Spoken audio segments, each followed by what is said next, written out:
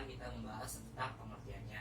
Nah, penyakit diabetes mellitus ini atau sering disebut juga kencing manis adalah keadaan di mana gula di dalam tubuh Bapak itu melebihi batas normal. Jadi di dalam darah Bapak itu terkandung banyak sekali gula. Gula tersebut tidak diserap dengan baik oleh tubuh.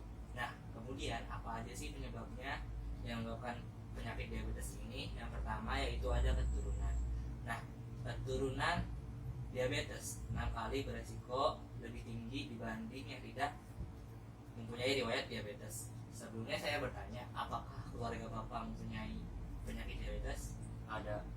Siapa? Kakek saya. Oke, Bapak berarti beresiko tinggi apa ya? Nah, yang kedua yaitu gaya hidup tidak sehat. Nah, gaya hidup tidak sehat ini seperti jarang berolahraga, malas-malasan, terus kemudian ya tidak sering keluar rumah seperti itu. Nah, kemudian ada obesitas atau kegemukan. Nah, berat badan juga sangat berpengaruh kepada diabetes ini, karena jika berat badan kita berlebih maka metabolisme tubuh kita juga tidak baik.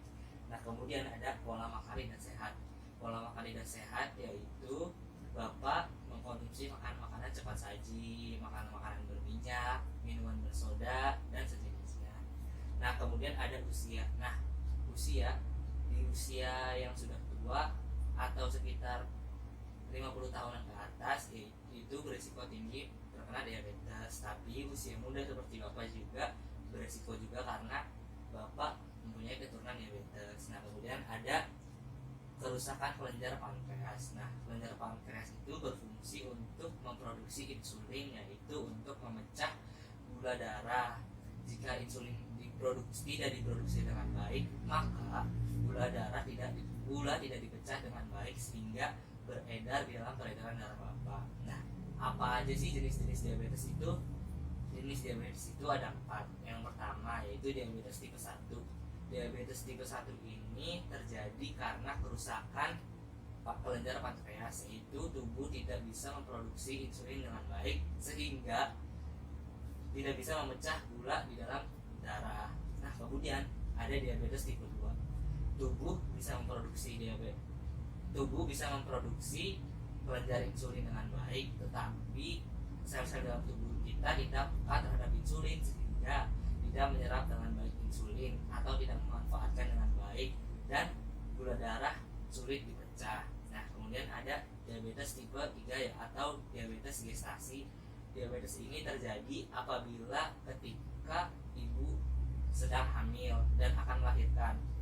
Sebelumnya sang ibu tersebut tidak mempunyai riwayat diabetes, tetapi ketika hamil mengalami diabetes. Nah, selanjutnya ada diabetes 4 atau lain-lainnya. Nah, diabetes ini terjadi karena masalah yang lain-lainnya seperti obat-obatan, status gizi, dan lain-lain. Nah, kemudian apa aja sih tanda dan gejalanya? Apakah Bapak tahu? Saya tahu. Apa aja?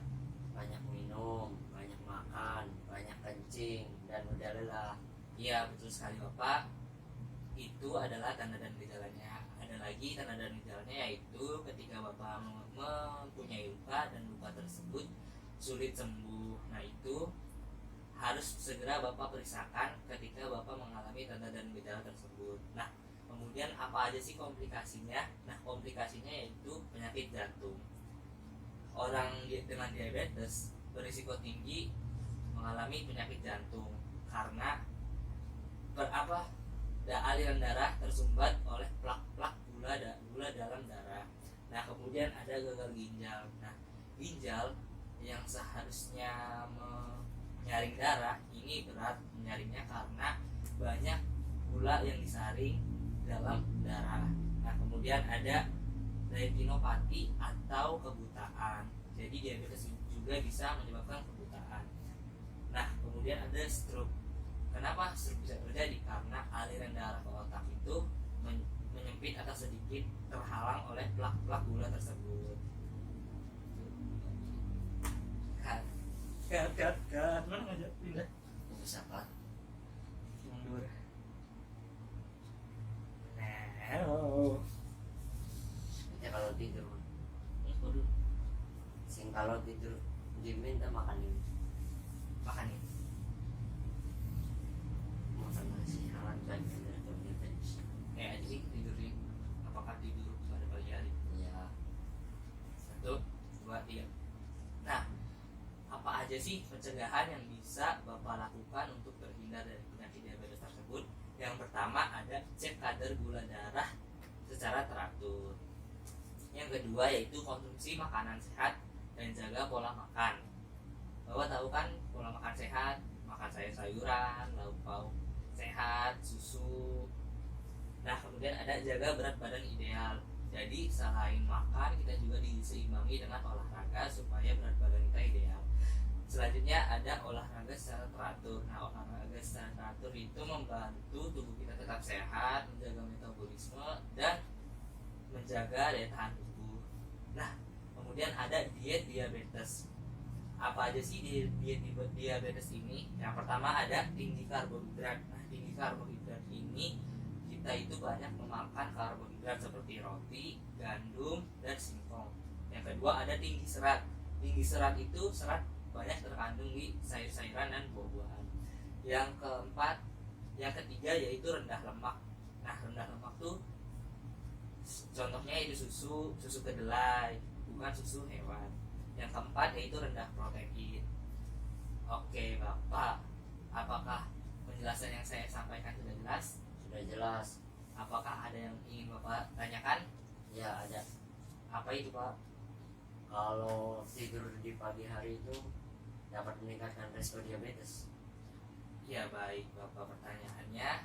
Nah, tidur pada pagi hari. Nah, seperti yang kita ketahui ya Pak ya, di pagi hari adalah waktunya untuk beraktivitas. Nah, di dalam tubuh kita itu sudah tersetting namanya irama sirkadian tubuh, yaitu irama keseharian tubuh kita. Apabila malam hari kita beristirahat, pagi untuk beraktivitas. Jadi sel-sel tubuh kita terbiasa untuk hal tersebut. Apabila itu dibalik, jadi Bapak tidur pada saat pagi, harusnya sel-sel beraktivitas dan mendapatkan nutrisi dan menyerap nutrisi, ini malah tidak, otomatis nutrisi tersebut tidak terserap secara baik. Nah, seperti juga gula juga tidak terserap dengan baik, jadilah gula dalam darah Bapak tinggi, jadi meningkatkan risiko diabetes.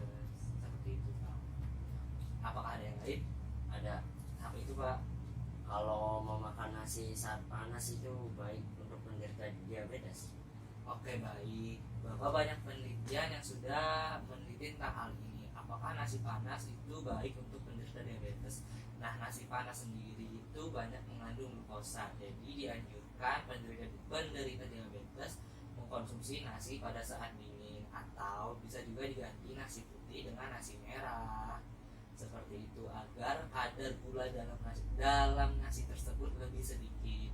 Seperti itu agar diabetesnya atau gula darahnya tidak semakin tinggi. Apakah ada lagi Pak? Sudah tidak ada. Baik, kalau begitu saya cukupkan sampai di sini ya Pak ya. Ya, terima kasih. Sama-sama.